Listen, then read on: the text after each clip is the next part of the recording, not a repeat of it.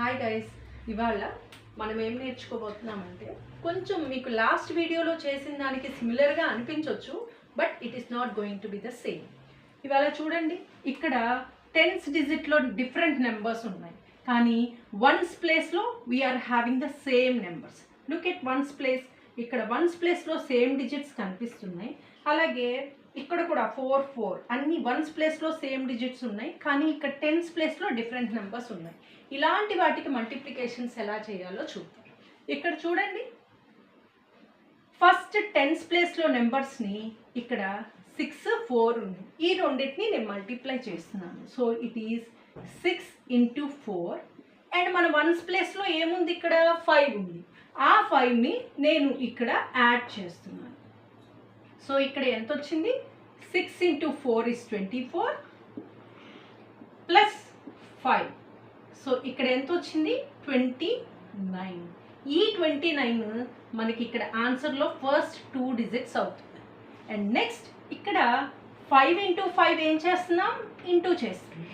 So ఇక్కడ 5 × 5 25. So this is your answer. And here ఇక్కడ చూడండి, ఇక్కడ 3 × 7. సో ఇక్కడ 3 × 7 అండ్ వన్స్ ప్లేస్లో ఉన్న 6ని మనం యాడ్ చేస్తున్నాం.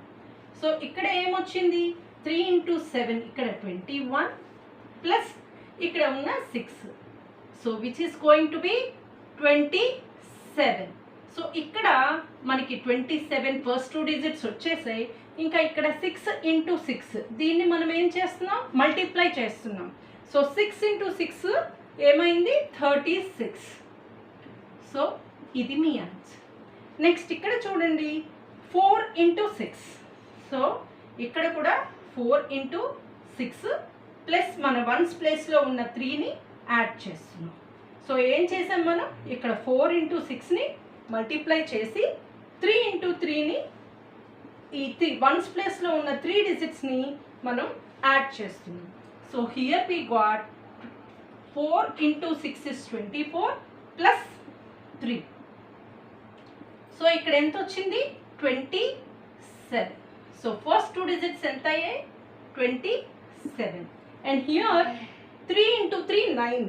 కానీ మనకి వచ్చేది మనం ఎలా రాయాలి, సింగిల్ లైన్ రాయకూడదు. ఎలా రాయాలి, 0 9.